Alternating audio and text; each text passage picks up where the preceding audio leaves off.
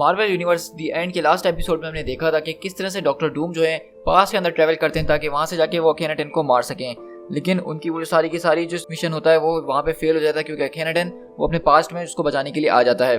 और दूसरी तरफ थेनोस जो होता है वो सारे के सारे डिफेंडर्स और कैप्टन मार्वल को लेके सेलेस्टियल ऑर्डर का जो जहाज होता है उसकी तरफ बढ़ रहा होता है ताकि उसका पावर सोर्स खत्म करके अखेनाटन को हराया जा सके।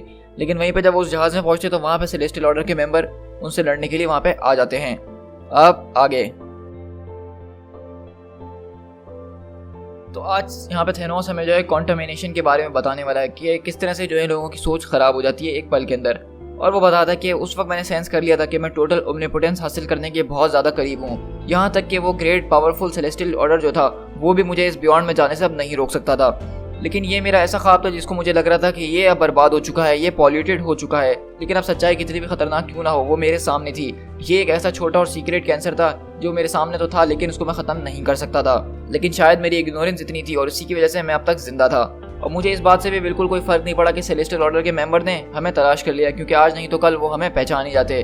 कैप्टन मार्वल और डिफेंडर्स जो थे उन्होंने लाइटनिंग स्पीड की तरह उसके ऊपर अटैक करना शुरू करा, अपनी सारी की सारी शक्तियां जो है उसके ऊपर मारना शुरू करी। और वो भी इस बात को देख के हैरान थे कि सेलेस्टियल ऑर्डर के मेंबर के पास कितनी ज़्यादा पावरफुल एनर्जीज मौजूद हैं और वो चाहे तो हमें एक इंस्टेंट के अंदर एनाहिलेट कर सकते हैं।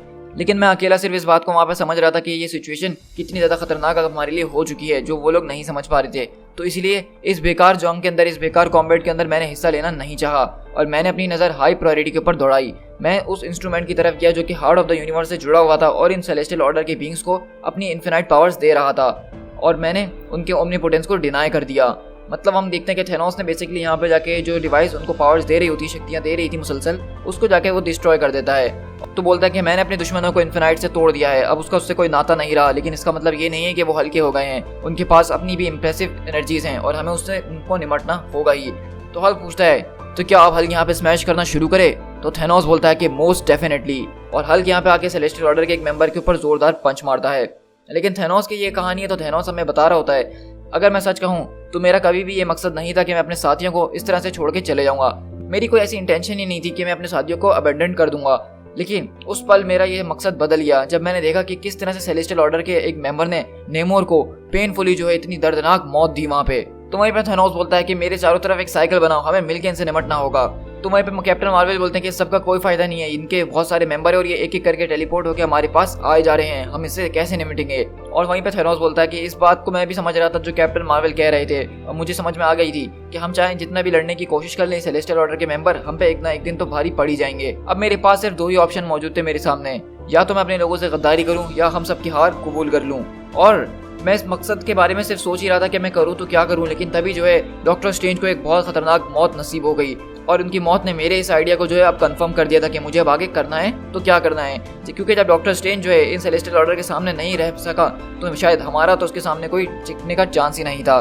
और इसीलिए मैंने इस वक्त अपने दिल के ऊपर पत्थर रख के अपनी कोल्ड कैलकुलेशन करना शुरू करी, क्योंकि अगर हम चेस का गेम खेलते हैं तो प्यादों को तो सेक्रीफाइस करना ही पड़ता है जीत हासिल करने के लिए। और वहीं पे थेनोस बोलता है कि मार्वल जितना चाहे तुम इनको रोक सकते हो, उनको रोकने की कोशिश करो, अब यूनिवर्स तुम्हारे ऊपर डिपेंड कर रही है। और वो वहाँ से उनको छोड़ के चले आता है। तो कैप्टन मार्वल बोलते हैं कि ये तुम क्या कर रहे हो, आखिरकार तुम हमें यहाँ पे छोड़ के कहाँ जा रहे हो। तो सरफर बोलता है कि नहीं, हमें इसको रोकना होगा। लेकिन Thanos heart of the universe की तरफ कूदता और बोलता है कि हाँ, ये सब अब मेरा होगा। अब ये वो वक्त आ चुका था जब इन्फिनाइट और मैं एक होने वाले थे। और वहीं पे थेनोस अपनी फीलिंग्स बताता है कि जब वो हार्ट ऑफ द यूनिवर्स के अंदर कूदा उसको पावर्स हासिल करने के लिए, तो बोलता है कि ये एक डेस्परेट प्लॉय था, मैं इस बात को मानता हूँ। पहले जो मेरी थ्योरी हुआ करती थी उसके मुताबिक मैंने ये सोचा था जो ये इंस्ट्रूमेंट इस्तेमाल करते हैं फिजिकल एनर्जी को अपनी बॉडी में चैनल करने के लिए, मैं उसी के जरिए इस एनर्जी को अपनी बॉडी में लूंगा। लेकिन जैसा कि वो सब मैं बर्बाद कर चुका था और मैंने ये नहीं सोचा था कि ये मेरी ऐसी बॉडी को जो है एनर्जीज एक्सेप्ट कर पाएंगी कि नहीं। ये एक बहुत बड़ा चांस था लेकिन अब हमारे पास कोई और चॉइस नहीं थी। लेकिन मैंने भी अपनी सारी जिंदगी अपनी फिजिकल बॉडी को मजबूत से मजबूत बनाने में गुजार दी है। मैंने हर तरह की पावर सोर्सेज को इस्तेमाल करा हुआ, चाहे वो इन्फिनिटी स्टोन्स हो या कॉस्मिक क्यूब ही क्यों ना हो। और मुझे इस बात की जरूर उम्मीद थी कि मैं इस तरह से अगर करता हूँ इस हार्ट ऑफ द यूनिवर्स के अंदर तो शायद मैं टोटल ओमनीपोटेंस और इसके ऊपर कंट्रोल हासिल कर लूँ, जो शायद इससे पहले कोई और नहीं कर पाया। क्योंकि सिर्फ मैं ही था जिसके पास ये विल और ट्रेनिंग थी जो कि इस खतरनाक इम्पॉसिबल फीट को अकम्प्लिश कर सके। लेकिन अनफॉर्चुनेटली जैसे ही मैं उस तूफान के अंदर कूदा वो सब हासिल करने के लिए जो लग तो बहुत खूबसूरत रहा था, तब मुझे रियलाइज हुआ कि मेरा गोश्त, मेरी जो बॉडी है वो इस टास्क को करने के लिए मुकम्मल तौर पे नहीं बनी है। और उस वक्त मेरी बॉडी का वो हाल हो रहा था जो मैं लफ्जों के अंदर बयान नहीं कर सकता हूँ। उस वक्त मेरा जिस्म जो था मुझसे ऐसा लग रहा था कि किसी ने छीन लिया है। लेकिन हाँ, उस वक्त भी मैंने जो है अपना फोकस सिर्फ उस पावर के ऊपर बनाने का सोचा हुआ था। मैंने अपना फोकस अपने पास से बिल्कुल भी नहीं हटाया और मैंने सोच लिया था कि मैं हार्ट के जो हूँ विक्टिम नहीं बन के रहूंगा, मैं हार्ट के सामने अपने घुटने नहीं झुकाऊंगा, मैं उसको हासिल करके रहूंगा। मैंने ये डिटरमाइन कर लिया था कि मैं उसका मास्टर बन के ही रहूंगा। और इसी तरह मुसलसल मेहनत और विल पावर के साथ मैंने जो है उस चीज़ को अकम्प्लिश कर लिया जो कोई ना कर सका।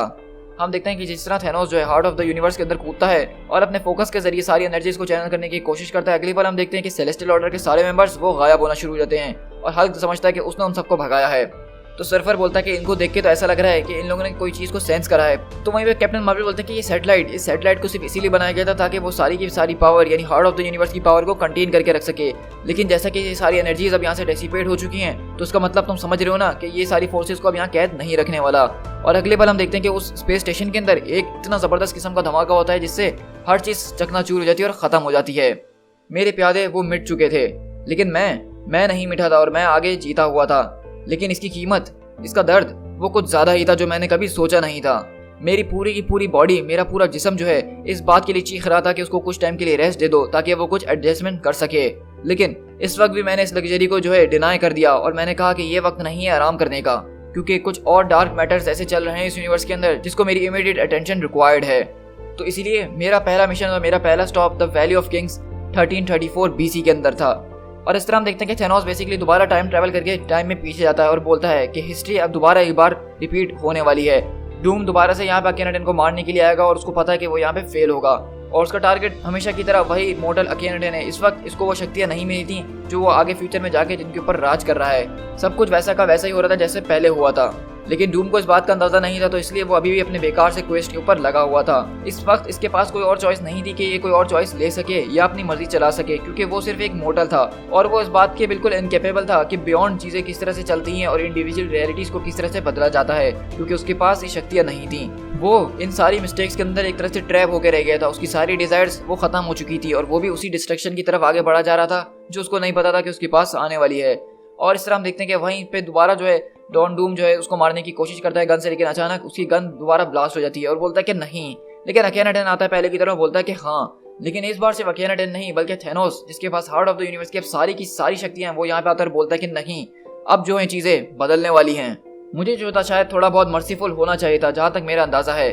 मेरी सिर्फ सोच ही जो थी वो अकेनाटन की सारी शक्तियां उससे वापसी छीन सकती थी, लेकिन मैं जानना चाहता था कि जो शक्तियां मैंने हासिल करी हैं इसका फुल एक्सटेंट कितना है।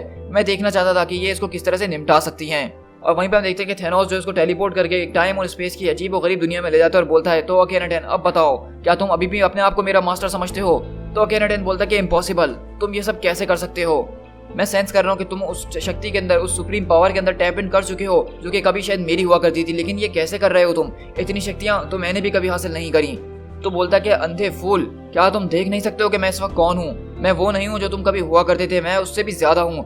मैं अब पावर इन्फिनाइट बन चुका हूँ, मैं सुप्रीम हूँ। क्योंकि हम देखते हैं कि बेसिकली थैनोस ने जो इस वक्त पूरे के पूरे हार्ट ऑफ द यूनिवर्स को अपने अंदर एब्जॉर्ब कर लिया है, जबकि अकेनाटन ने सिर्फ उसका कुछ हिस्सा उसके पास था, तो वो ये सब कर रहा था। तो आप सोच सकते हैं जब पूरा heart of the universe Thanos के पास आ गया है तो अकेनाटन से कितना ज्यादा पावरफुल और वो क्या क्या करने की कैपेबल हो सकता है।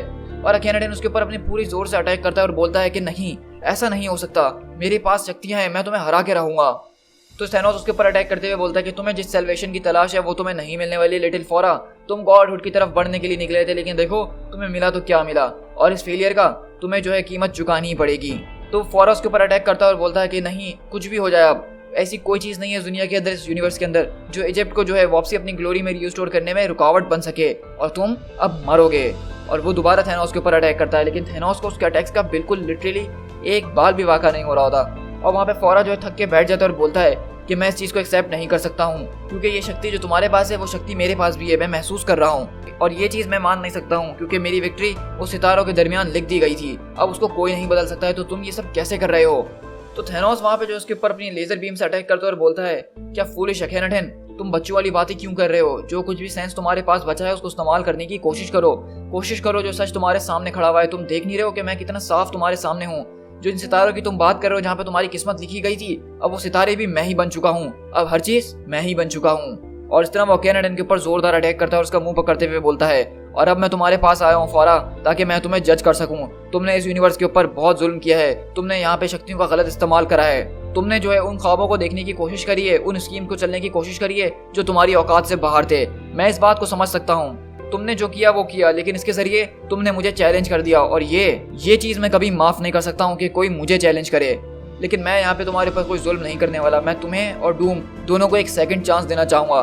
अगर डूम ने यहाँ पे तुम्हें नहीं मारा तो तुम जिंदा रहोगे, लेकिन अगर डूम ने तुम्हें मार दिया तो तुम समझ जाओगे कि तुम्हारे साथ आगे क्या होगा। मतलब हम देख रहे हैं कि टाइम में पीछे दोबारा उसने जो है फौरा को छोड़ दिया है और उसने बोला कि अगर डॉक्टर डूम ने यहाँ पे आज उसको नहीं मारा तो वो फौरा को जिंदा छोड़ देगा, लेकिन अगर डूम ने मार दिया तो वो यहाँ पे उसको छोड़ेगा नहीं। और हम देखते हैं कि डूम यहाँ पे बेसिकली उस फौरा के ऊपर अटैक करता है, जिससे वहाँ पे एक जोरदार धमाका होता है। तो थैनोस बोलता है कि देखो तुम्हारी किस्मत अब लिख दी गई है, अब जाओ अपना आखिरी आराम गाह में और वहाँ पे जाके आराम करो फौरा, क्योंकि थैनोस द गॉड तुम्हें जो है एक स्मॉल काइंडनेस देता है। और इस तरह हम देखते हैं कि वहाँ पे वो फौरा अखेनाटेन को एक तितली के अंदर बदल देता है और उसको कहीं अलग ही रियलिटी में भेज देता है। ये काइंडनेस करता हूँ कि तुम्हें जान से नहीं मारता हूँ, लेकिन तुम्हें इस चीज़ में बदल के एक जिंदा लाश की तरह छोड़ देता हूँ। तो आप देख सकते हैं कि यहाँ पे थैनोस कितना ज़्यादा पावरफुल हो गया कि उसने अखेनाटेन को एक अजीब व गरीब छोटी सी तितली में बदल दिया, जो कितना पावरफुल हुआ करता था, जिससे इटर्निटी इन्फिनिटी तक डर रहे थे। और यहीं से हम थैनोस देखते हैं कि अपने अगले मिशन पे निकलता है और टाइम के अंदर और पीछे जाता है और बताता है तकरीबन 2000 साल पहले अखेनाटेन जब पैदा नहीं हुआ था तो वो ग्रेट डिस्कवरी हुई थी, क्योंकि ये उसी दौर की बात है जब सेलेस्टियल ऑर्डर के फाउंडर्स जो थे वो अपनी साइंटिफिक क्वेस्ट के एंड पे पहुंचे थे, जो वो खोजते आ रहे थे। अब उनके पास इतनी वास्ट पावर्स आ गई थी कि वो इस यूनिवर्स को जैसे चाहें अपने नज़रिए में बना सकते थे, वो जिसको चाहें उसमें अपनी लॉजिक्स लगा सकते थे। लेकिन अब सारी बात आती है कि अगर वो चाहें तो ये कर सकते थे, क्योंकि इस वक्त उनको ये सारी शक्ति नहीं मिली थी। और इसी तरह मैंने देखा कि वहाँ पे जो जहाज़ वहाँ पे आ रहा था हार्ड ऑफ इन्फिनिटी को लेने के लिए, अचानक ओवरहीट होकर एक्सप्लोड हो गया।